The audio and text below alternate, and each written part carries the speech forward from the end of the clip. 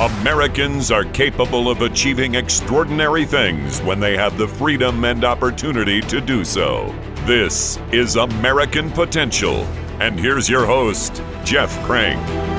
Well, thank you for joining us on another edition of American Potential. As you know, I've recently traveled to the U.S.-Mexico border, and we've brought you a lot of stories from the border. I've traveled there twice in the last several months to McAllen, Texas, and brought you several stories from there, but also to Yuma, Arizona, hoping to bring you the stories about the humanitarian crisis created by the bad policies implemented by the Biden administration and its strain that it's putting on the U.S. Border Patrol, as well as the communities along the border and across America.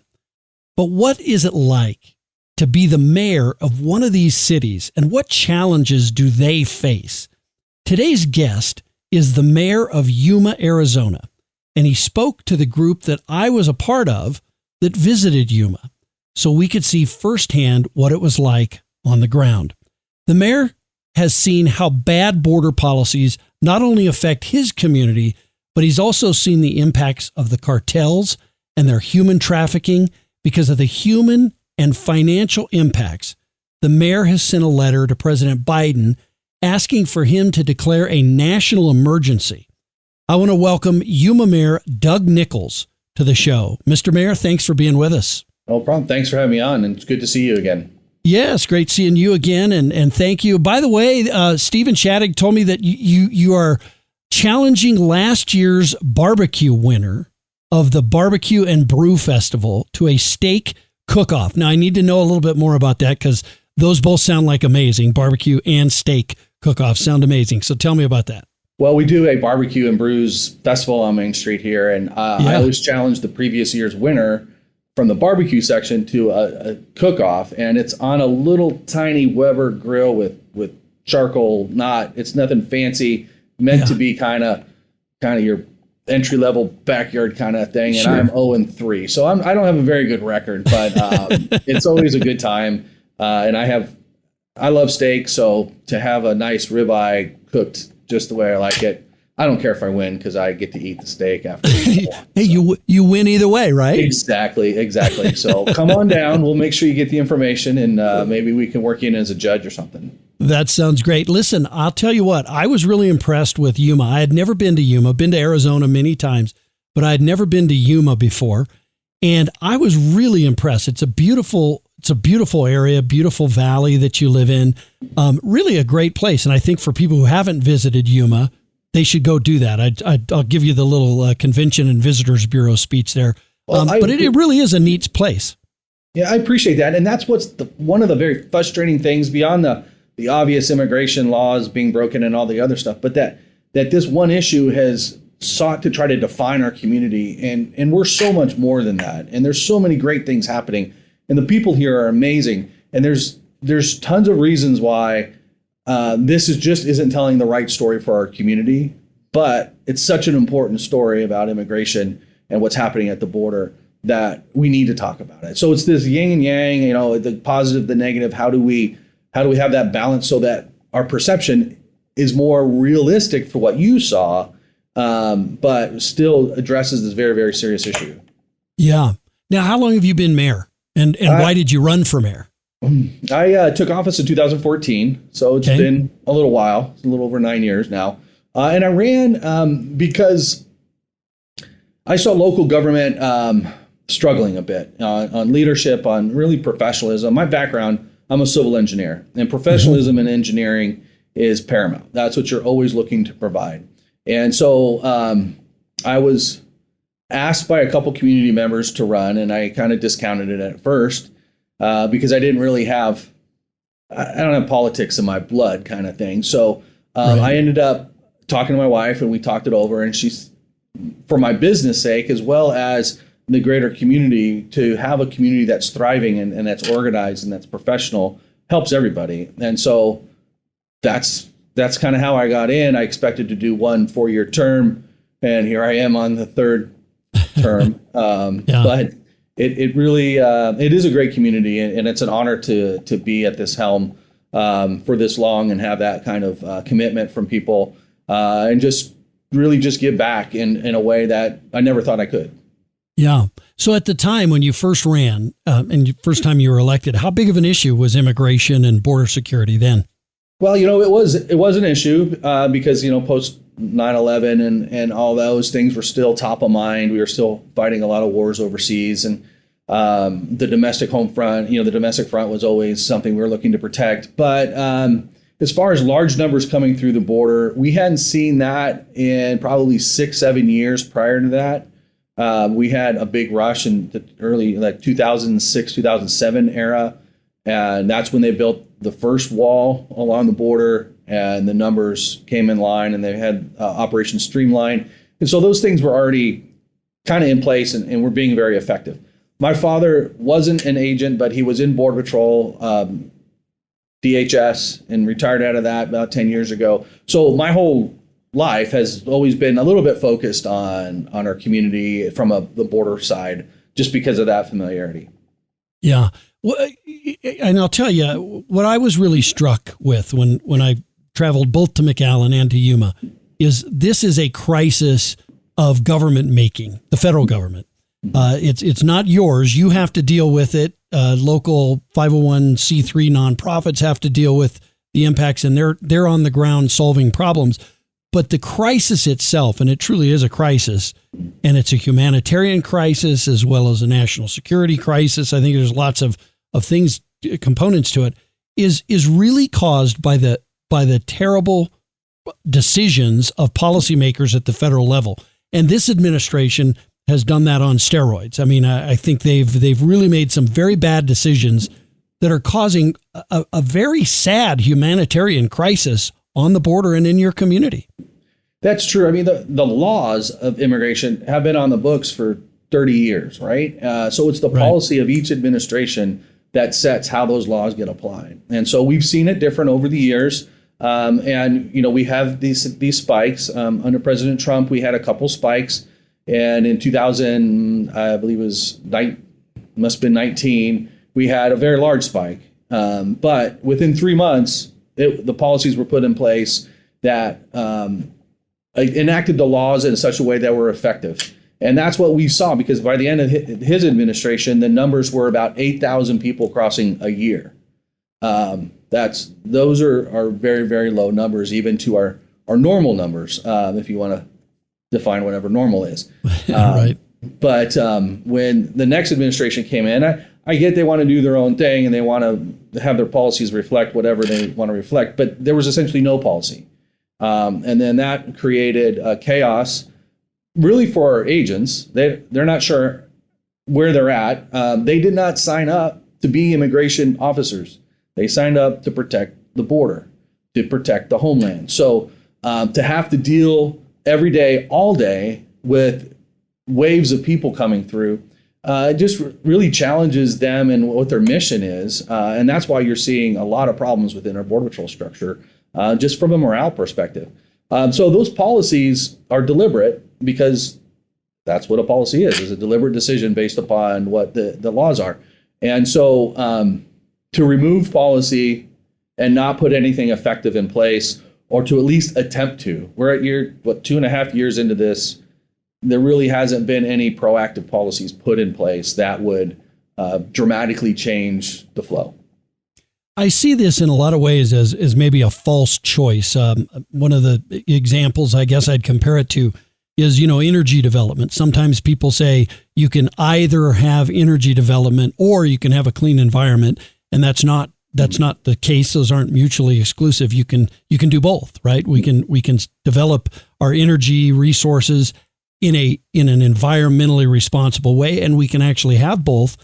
And I think at the border, we can have border security and a rule of law, but also have a system which is compassionate and allows for the resources and the needs of the people in our community. Your community has a lot of agriculture, and they are dependent upon legal workers who come over from Mexico and do these jobs. Your thoughts on that? We just don't have the balance right, it seems like, between national security, border security, if you will, and allowing people to come here and meaningfully work. Yeah, that's exactly right. It's a balance issue. Anything that happens between the ports of entry is something that shouldn't happen, and neither country on either side of the border really should want it to happen because it's unregulated. It leaves people open to being exploited, and you don't know what's coming in or leaving either country, and that's not good for either country. But from a balance perspective, I have a real concern that we make sure we provide humanitarian aid, particularly asylum.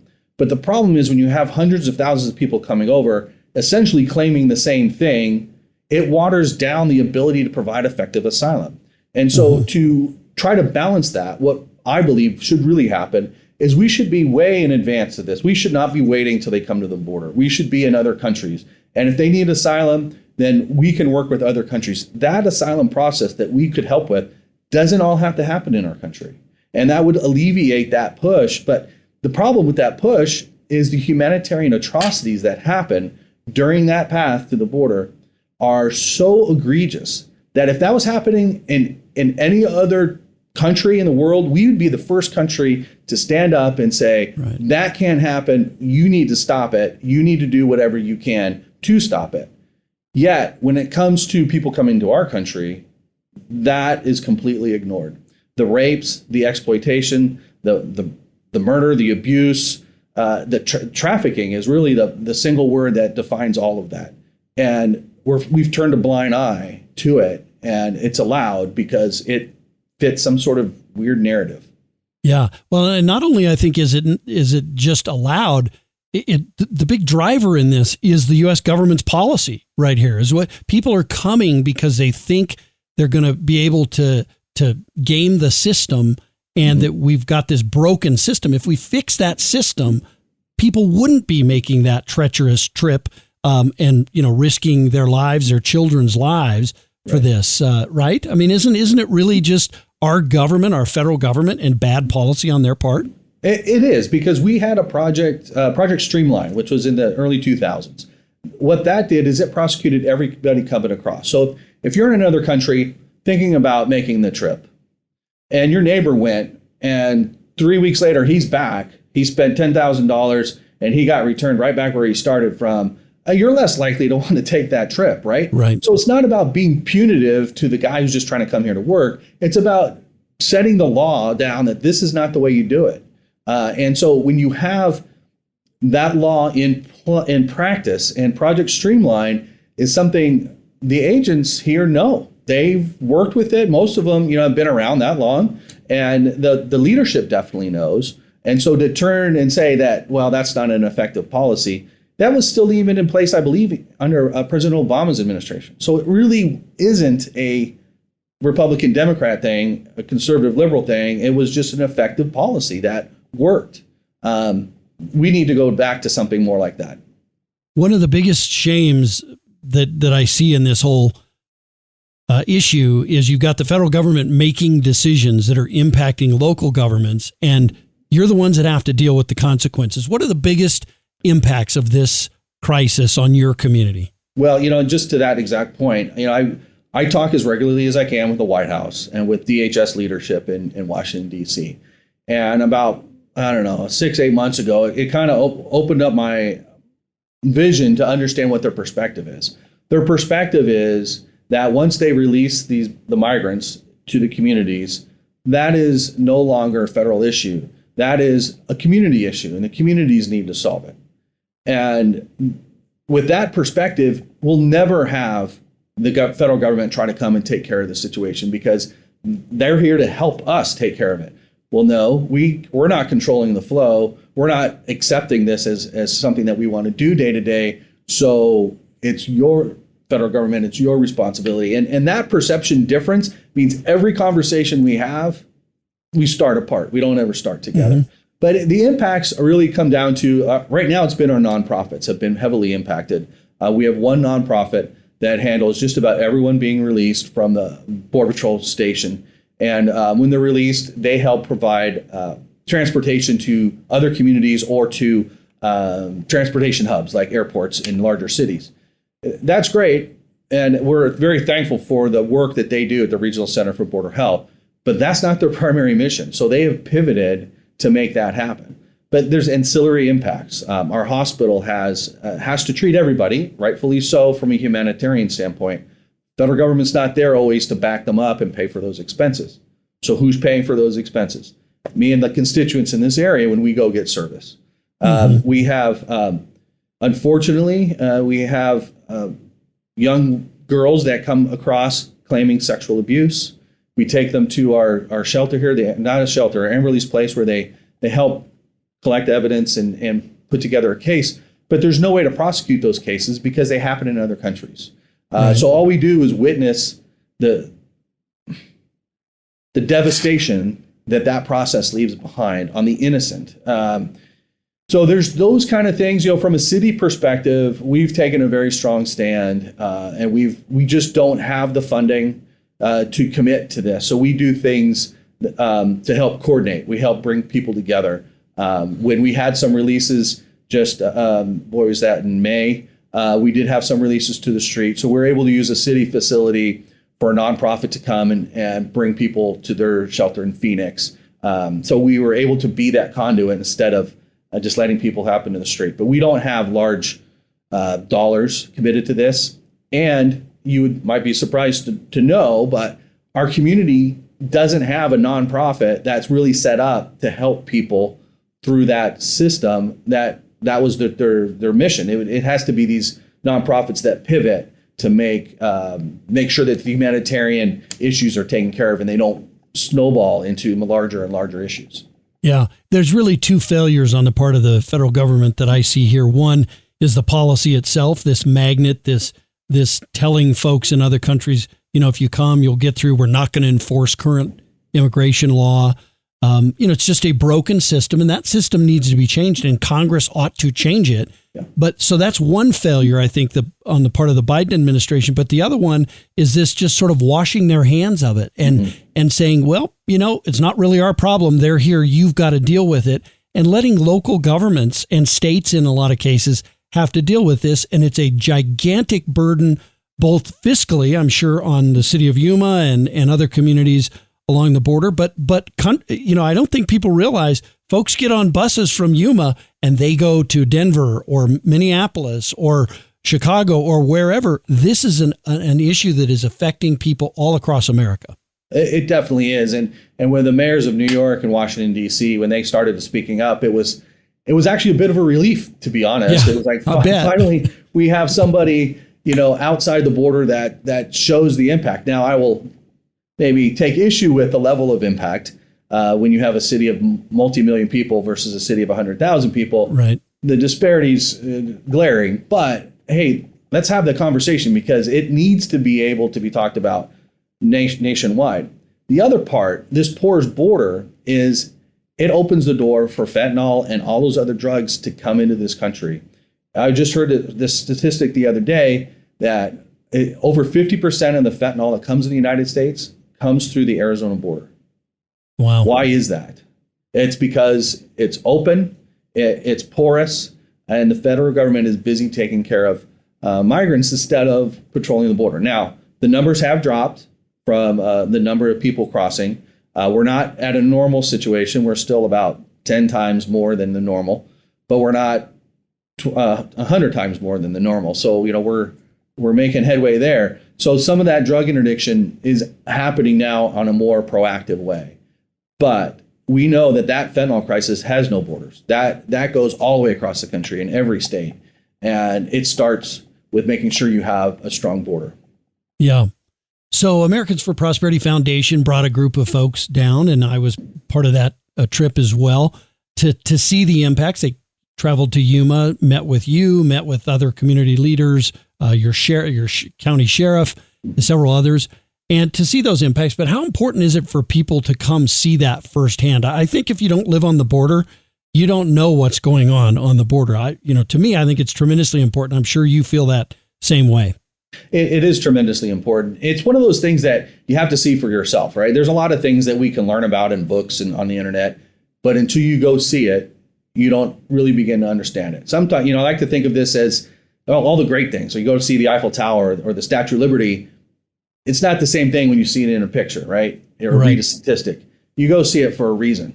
Well, kind of in the negative sense, we need to have that here. And to the point where even some of our community members haven't been out to see exactly what's happening. So when people come, we want to try to give them as much access to that as they can get access to, so they can understand really the wave of humanity, the humanitarian issues, because it's not just border security. There's a human part of this that we need to make sure we're not ignoring. Doesn't mean we accommodate it the way it's currently being accommodated, but if we ignore it, I think we would fail also as a country. So having that balance, I think you can only see firsthand. And anytime anyone wants to come, just reach out to my office, and we'll do everything we can to make sure you can see what's going on in real time. Well, and you talked about, people coming and traveling there. Again, they need to see what's happening. This is caused by the federal government, their inability to enforce the law along the border, and the problems that it's causing for your community, and really the problems that it's creating for your community. What do you think people would be most surprised about if they come travel to Yuma, and the perceptions? I'm sure you hear it when you travel. People say, "Oh, you're the mayor of Yuma." Well, here's what I think. You're on the border. And what do you think people would be most surprised about? Well, one, I think they'd be surprised how lack of control I can actually enforce. I get a lot of emails, and the emails are, "Well, you're causing the problem. Just stop them from crossing." Well, you got to go back to civics class, because that's not exactly how this works. Right. But from the perspective of how easy it is to cross, there's no armed guard trying to stop you. You can just come right across. On the other side, and it's the tougher part to see, is you have to pay your mordida, your toll, your tax to come across, and I've heard stories of up to $15,000 to make that happen. But seeing the people that come across, and really in times past, particularly in the 2019 era when I was really involved at that time, the people coming across, they had one Walmart grocery bag with their whole life in it. And when they came across, well, the people coming across today are coming across with Gucci bags and 2 or 3 suitcases, and some have come across with pets.